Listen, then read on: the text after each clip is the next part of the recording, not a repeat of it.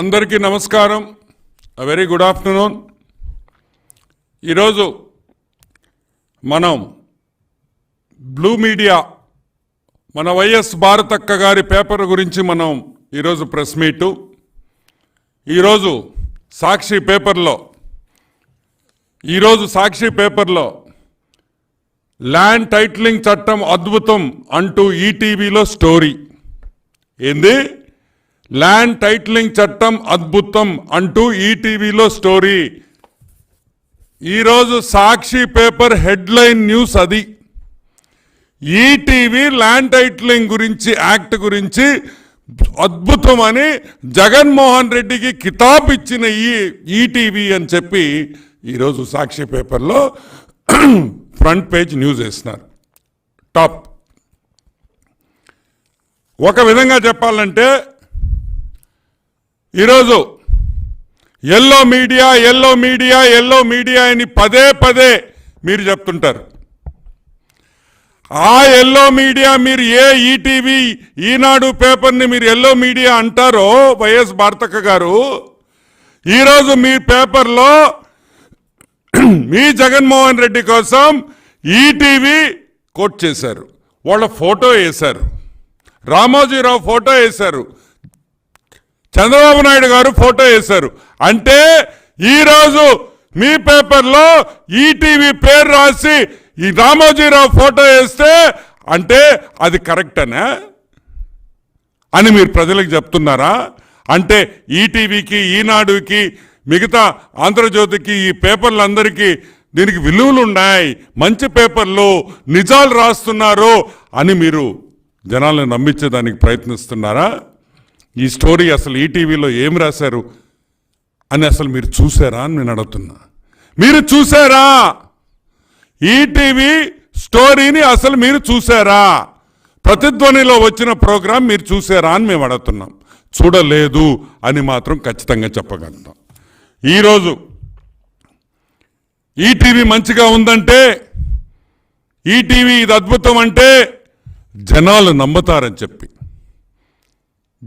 జనాలు దాన్ని నమ్ముతారు, జనాలకు విశ్వాసం ఉంది, జనాలకి నమ్మకం ఉంది అని మీరు తెలుసుకున్నారు. కాబట్టి ఈరోజు ల్యాండ్ టైటిలింగ్ జగన్మోహన్ రెడ్డి బేష్ అని చెప్పి ఈరోజు ఈటీవీ, ఈనాడును కూడా వాడుకునే పరిస్థితికి ఈరోజు సాక్షి పేపరు, సాక్షి యాజమాన్యం, వైఎస్ భారతమ్మ గారు ఇంత దిగజారంటే నిజంగా బాధాకరం అని కూడా నేను మనవి చేస్తా ఉన్నా. ఏమయ్యా లింక్ పనిచేయటం లేదా? ప్రతిధ్వనిలో, ఈటీవీలో వేసిన స్టోరీ లింక్ పనిచేయటం లేదా? ఎవరు చెప్పారని అడుగుతున్నా. ఎవరు చెప్పారు మీకు పనిచేయటం లేదని? భద్రత కల్పించే టైటిల్ గ్యారంటీ చట్టం భవిష్యత్తులో రాబోతోంది. ఆంధ్రప్రదేశ్ లో ఇప్పటికే ఇదిగో లింకు ఇప్పుడే ఓపెన్ చేశా. అది పట్టాదారు పాసు పుస్తకంలో గానీ లేదా ఆన్లైన్ రికార్డులో గానీ నమోదై ఉంటుంది. ప్రస్తుత విధానంలో ఒక్కోసారి భూమి ఉన్నా సరైన పాసు పుస్తకాలు లేక లేదా ఇతర హక్కు పత్రాలు లేక, ఇదిగో లింక్ ఓపెన్ చేశా, ప్లే చేస్తున్నా. వైఎస్ భారతి గారు, సాక్షి ఓనర్. ఇనమ్మా, పేపర్లో రాసే ముందరా ఒకసారి చూసుకోండమ్మా, లింకులు ఓపెన్ చేయండి తల్లి. ఊరికే ఏది చూడకుండా ఈటీవీ భయపడిపోయింది, ఈటీవీ పారిపోయింది, ఈటీవీ భయం వేస్తుంది. ఎందుకు భయపడతారమ్మా వాస్తవాలు చెప్పేటప్పుడు? ఓకే, ఇదేంది? ఇది ప్రతిధ్వనిలో ఒక ఇంటర్వ్యూ. ఎవరితో? సునీల్ కుమార్. ఎవరి సునీల్ కుమార్? తెలంగాణలో లాయర్. తెలంగాణ లాయర్, తన ఆంధ్రావాడు కూడా కాదు. సరే, ధరణి పోర్టల్లో తెలంగాణ గవర్నమెంట్లో అప్పుడు అతను ఇన్వాల్వ్ అయి ఉన్నాడని మాకు సమాచారం. అది వాస్తవం కూడా. ఈరోజు ఇదే సునీల్ కుమార్ ఈరోజు ఏపీ గవర్నమెంట్ సలహాదారుడు. అవునా కాదా? ఏం మీ తొక్కల పేపర్, మీ తొక్కల సాక్షి పేపర్లో వేయండి అయ్యా. సునీల్ కుమార్ మా అడ్వైజర్ అని ఎందుకు వేయలేదు? అది మర్చిపోయారే. ఎలా మర్చిపోయారు? సునీల్ కుమార్ సలహాదారుడు అనే విషయం మీ పేపర్లో ఎందుకు వేయలేదు? మీరు అంటారు కదమ్మా, సాక్షి మొన్న ఒక ఇంటర్వ్యూలో చూసా వైఎస్ భారతి గారిది, మేము చాలా కరెక్ట్గా వేస్తామండి, చాలా నిబద్ధత గల పేపర్ అని. ఇదేనా వన్ సైడెడ్ న్యూస్ వేస్తారా మీరు? వన్ సైడెడ్ న్యూస్ వేస్తారా? సరే, అసలు ఆ ప్రోగ్రాం ఏంటి? ఆ ప్రోగ్రాము ఒక ఇంటర్వ్యూ. ఇదిగో ఈటీవీ నుంచి ఈటీవీ యాంకరు ఈ సునీల్ కుమార్ గారిని ఒక ఇంటర్వ్యూ చేస్తూ ఉంది. ఆయనకి తెలిసింది, ఆయనకి ఏవేవి అనుమానాలు ఉన్నాయో ఈ సునీల్ కుమార్ గారు ఈ ఇంటర్వ్యూలో చెప్పారు. అది జరిగింది. అంటే ఒక ఇంటర్వ్యూ చేసి ఆ ఇంటర్వ్యూలో సునీల్ కుమార్ ఏది చెప్పారో వాస్తవం అనుకుంటే, సునీల్ కుమార్ చెప్పింది అతని పర్సనల్ వ్యూ ఒక ఇంటర్వ్యూలో చెప్పాడు. మేమందరం కూడా మా ఇంటర్వ్యూలో మేము పర్సనల్ వ్యూస్ ఇస్తాము, అంతేగాని అది ఈటీవీ వచ్చేసి అద్భుతం అని చెప్పిందా? దాంట్లో అద్భుతం అని చెప్పారా? మీకు ఇంటర్వ్యూకి అద్భుతానికి తేడా తెలీదా? ఒక్కొక్కరికి ఒక్కొక్కరికి లక్షల జీతాలు తీసుకుంటున్నారు ప్రజల సొమ్ముతో. మీరు ఏం రాస్తున్నారో కూడా మీకు తెలీదు. ఆ కొమ్మినేని ఒక ఆయన ఉన్నాడు ఆడ, ఆయన ఏమన్నా అడ్వైస్ తీసుకొని మీరు రాస్తున్నారేమో. ఇది పచ్చి అబద్ధం అని కూడా నేను మనవి చేస్తా ఉన్నా. అసలు విషయంకి వస్తాం. ఈ ఇంటర్వ్యూ 9 నిమిషాలు. నేను కొన్ని బిట్లే ప్లే చేశా. ఆ లింక్ కూడా ఉంది. ఆ లింక్ని పోయి మీరు ఈరోజు గూగుల్ చేస్తే ఆ లింక్ వస్తుంది. దయచేసి సాక్షి వాళ్ళకి చెప్తున్నా, వెళ్ళే లింక్ ఓపెన్ చెయ్యండి, చూడండి, దాంట్లో ఏముందో కనుక్కోండి. మీకేమైనా అనుమానం ఉందా? ఉంటే ఈటీవీ వాళ్ళకి ఫోన్ చేయండి అబ్బా. పాప మీకు రామోజీరావు అంటే భలే ప్రేమ ఉన్నట్టుందా మీకా? రామోజీరావు అంటే భలే ప్రేమ. అంటే రామోజీరావు ఫోటో వేస్తారు, అంటే చంద్రబాబు నాయుడు గారి ఫోటో వేస్తారు. ఏమైనా దానికి ఈ న్యూస్కి వీళ్ళిద్దరు ఫోటోలకి ఏమైనా సంబంధం ఉందా? ఏమైనా సంబంధం ఉందా? ఈనాడు పేపర్లో భారతక ఫోటోలు వేస్తున్నారా? మీరు రాసిన దాంట్లో మిమ్మల్ని కోట్ చేస్తే ఏమైనా అర్థం ఉందా అని మేము అడుగుతున్నాం. అదే కాకుండా AP government land tilling act కాదది, YS Jaganmohan Reddy land tilling act. ఇది నేను ఎందుకు చెప్తున్నానంటే, ఏపీ గవర్నమెంట్ ఈ బిల్లు ఇంట్రడ్యూస్ చేసింది. ఏది? ఈ ల్యాండ్ టైటిలింగ్ యాక్ట్ ఎప్పుడు పెట్టింది? 2019 జూలైలో పెట్టింది. 2019 సంవత్సరం జూలైలో పెట్టింది ల్యాండ్ టిల్లింగ్ యాక్ట్. సరేనా? నీతి ఆయోగ్ మార్గదర్శకాలు ఏ విధంగా చేస్తే బాగుంటుంది, ఏ విధంగా ఈ యాక్ట్ రూపొందొచ్చు అని నీతి ఆయోగ్ సెంట్రల్ గవర్నమెంట్ సంస్థ వాళ్ళు ఎప్పుడు మార్గదర్శకాలు ఇచ్చారు? ఎప్పుడు ఇచ్చారు? నవంబర్ 2019లో. అంటే మీరు జూలైలో చేస్తే ఆగస్ట్, సెప్టెంబర్, అక్టోబర్, నవంబర్. మీరు బిల్లు ఏపీ అసెంబ్లీలో బిల్లు పెట్టింది తర్వాత 4 నెలల తర్వాత 4 months నీకు సెంట్రల్ గవర్నమెంట్ నీతి ఆయోగ్ దీనికి మార్గదర్శకాలు చెప్పింది. ఈ విధంగా చేస్తే ఈ విధంగా రూపొందించవచ్చు అని ఒక బ్రాడ్ అవుట్లైన్ ఇచ్చింది. స్పెసిఫిక్గా గుడిలా బ్రాడ్గా ఇచ్చింది. ఈరోజు మేము అడుగుతున్నాం, బీజేపీకి సంబంధము, ఇది మోడీ గారు తెచ్చిన బిల్లు, మోడీకే సంబంధం అని మీరు అంటున్నారు కదా. మరి మోడీ గారు తీసుకొని నీతి ఆయోగ్ ఇచ్చిన 4 నెలల ముందర ఈ బిల్లుని, ఈ జగన్మోహన్ రెడ్డి ల్యాండ్ టిల్లింగ్ యాక్ట్ని ఎవరు రాశారు? దీని రూల్స్ ఎవరు రాశారు? ఎవరు ఫ్రేమ్ చేశారు? ఈ విధంగా చేస్తే బాగుంటుందని ఎవరు చెప్పారు? జగన్మోహన్ రెడ్డి ఇంట్లో కూర్చొని ఈ యాక్ట్ ఏమన్నా రాశాడా? లేకపోతే మేధావులు ఎవరన్నా తీసుకొని వచ్చి రాయించారా? ఆ మేధావులు ఎవరు? మీరు సిగ్గు లేకుండా ఒక ఆంధ్ర రాష్ట్ర ప్రభుత్వం, ఆంధ్ర రాష్ట్ర గవర్నమెంట్ ఈరోజు మీరు 3 సార్లు ఆ బిల్లుని పంపిస్తే తిప్పి పంపించారు. సిగ్గు లేదా అని నేను అడుగుతున్నా. ఒక బిల్లుని 3 సార్లు వెనక్కి వచ్చిందంటే మీరు తలదించుకోవాల సిగ్గుతో. ఎందుకు పంపించారు? వెనక్కి ఎందుకు వచ్చింది? ఎందుకు వచ్చింది మీరు మాకు చెప్పరు. కానీ మా సాక్షి పేపర్లో రేపు పొద్దున్నే ఈ 3 సార్లు ఎందుకు వచ్చిందో కారణాలు సాక్షి పేపర్లో వేసి అప్పుడు మీరు కావాలంటే మా రామోజీరావు గారిని మా చంద్రబాబు నాయుడు గారి ఫోటో వేసుకోండి. ఎందుకు వెనక్కి వచ్చింది, సెంట్రల్ గవర్నమెంట్ ఏం మార్పులు అడిగింది, సెంట్రల్ గవర్నమెంట్ ఏమేమి తీసేసి మనింది ఆ బిల్లులో, ఒకటోసారి, రెండోసారి, మూడోసారి, 3 సార్లు ఆ బిల్లు వెనక్కి పంపించారంటే ఆ బిల్లులో విపరీతమైన తప్పులు ఉన్నాయి. కాబట్టి ప్రజలకి వ్యతిరేకంగా, రైతులకు వ్యతిరేకంగా, ఇళ్ళు ఓనర్లు, ఫ్లాట్ ఉండేవాళ్ళు ప్రతి ఒక్కరికి ఆ ల్యాండ్ టైటిలింగ్ చట్టం వ్యతిరేకంగా ఉంది కాబట్టి, చట్ట విరుద్ధంగా ఉంది కాబట్టి, ప్రజలు ఇబ్బంది పడతారు కాబట్టి మోడీ గారు ఆ బిల్లు వెనక్కి పంపించారు. కానీ ఒక రూల్ ఉంది, 3 సార్లు ఒక బిల్లు వచ్చిన తర్వాత 4వసారి వెనక్కి పంపించేదానికి కాన్స్టిట్యూషన్ ఒప్పుకోదు. 3 సార్లే బిల్లు పంపించగలుగుతాం, 4వసారి ఆమోదించాల్సిందే. కాబట్టి ఇష్టం లేకపోయినా, కష్టంగా ఉన్నా, కాన్స్టిట్యూషనల్ ఆబ్లిగేషన్ కాబట్టి సెంట్రల్ గవర్నమెంట్ దాన్ని ఆమోదించి పంపించింది. వాస్తవమా కాదా? వాస్తవమా కాదా అని మేము అడుగుతున్నాం. ఈరోజు సాక్షి పేపర్ రాసిన పచ్చి అబద్ధాలు, ఒక ఇంటర్వ్యూని తీసుకొని వచ్చి అది ఏదో ఈటీవీ న్యూస్ రామోజీరావు గారు దీనికి ఆమోదం చేసినట్టు మీరు చూపించారంటే ఇది ఎంత బాధాకరం అని కూడా నేను మిమ్మల్ని అందరినీ ప్రశ్నిస్తున్నా. ఒక్క విషయం గుర్తుపెట్టుకోండి, అన్నదాత కార్యక్రమంలో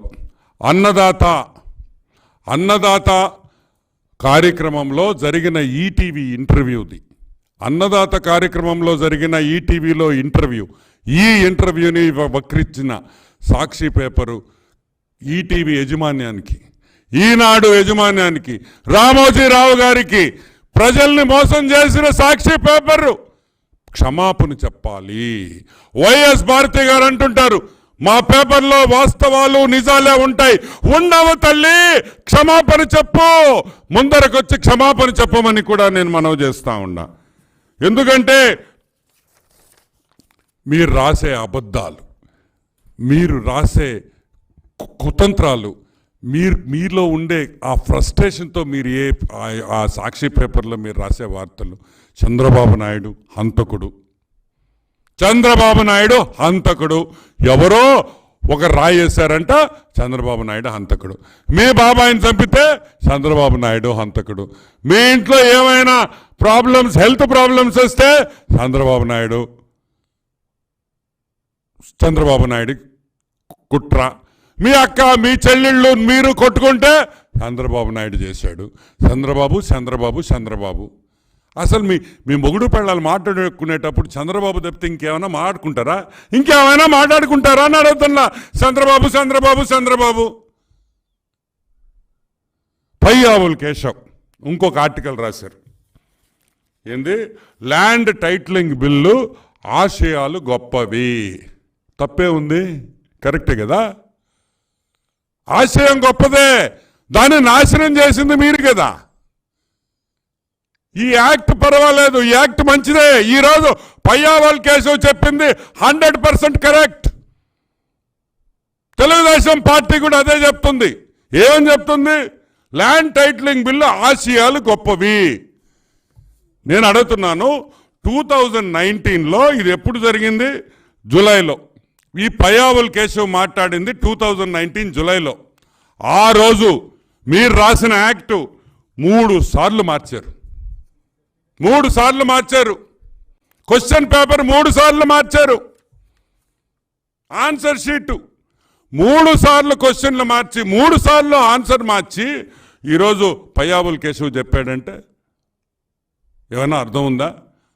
ఈ రోజుకి మేము చెప్తున్నాం, ల్యాండ్ టైటిలింగ్ యాక్ట్ అనేది వస్తే కరెక్ట్గా చేస్తే మంచిదే.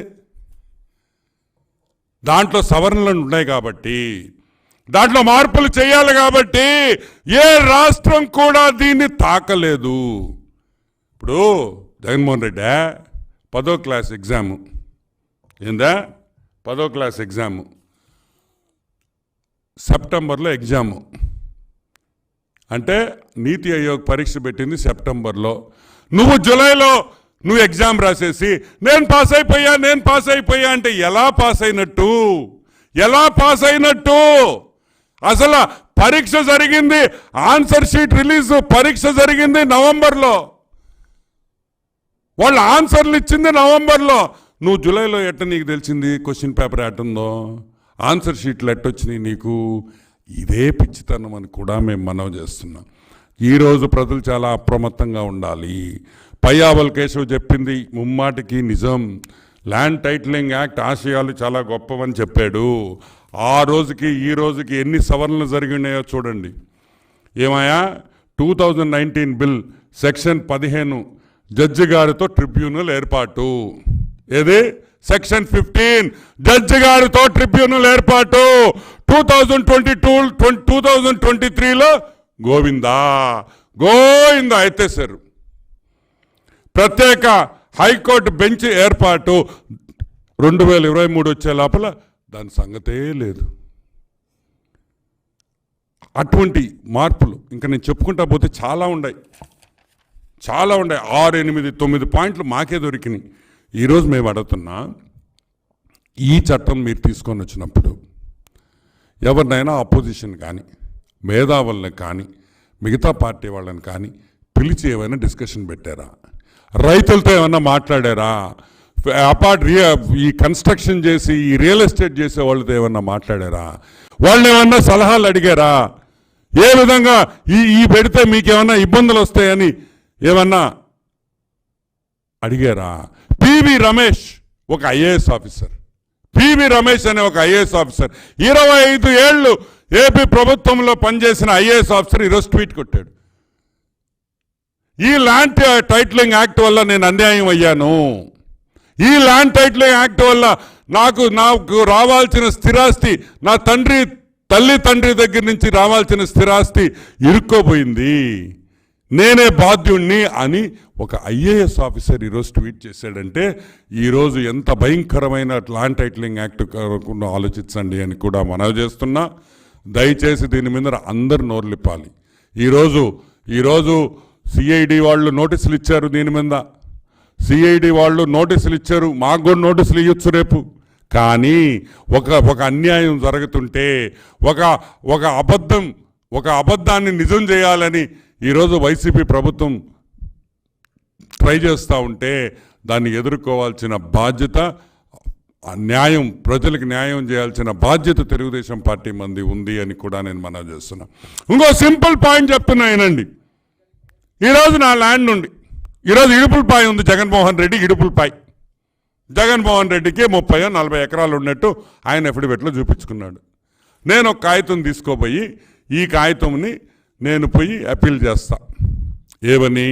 దీంట్లో నాకు ఉంది అని. నేను చెప్పంగానే దాంట్లో ఇమీడియట్గా రెడ్ డాట్ వేసి దాన్ని పక్కన పెడతారు. 3 నెలలు టైం ఇస్తారు, నువ్వు అప్పీల్ చేయాలా. 2 ఏళ్లలో నువ్వు అప్పీల్ చేయకపోతే నీకు ఇంకా ఆ భూమి మీద హక్కు లేదు. ఫర్ ఎగ్జాంపుల్, నీకు అసలు తెలీదు నేను పెట్టినట్టు.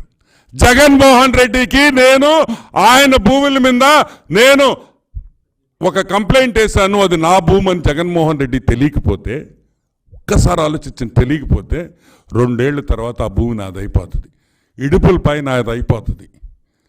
నేను పోయి ఇడుపులపై నాదని నేను వేరే వాళ్ళకి అమ్ముకోవచ్చు. ఏం చట్టం అండి ఇది? మార్పులు చేయరా? మాకు తెలియకుండా ఎవరో ఒకరు కంప్లైంట్ ఇస్తే పక్కన పెట్టేస్తారా? ఇవన్నీ ఉన్నాయి. ల్యాండ్ టైటిలింగ్ యాక్ట్ అనేది తప్పులు ఉన్నాయి, అవన్నీ కూడా మనం సవరించాల్సిన అవసరం ఉంది. సో తెలుగుదేశం ప్రభుత్వం రాగానే బాబు గారు దీని మీద ఒక డిసిషన్ తీసుకుంటారు. దాన్ని మంచి ఏ విధంగా తీసుకురావాలనేది మన ప్రభుత్వం వచ్చిన తర్వాత చేస్తాం. నమస్కారం, థ్యాంక్ యూ.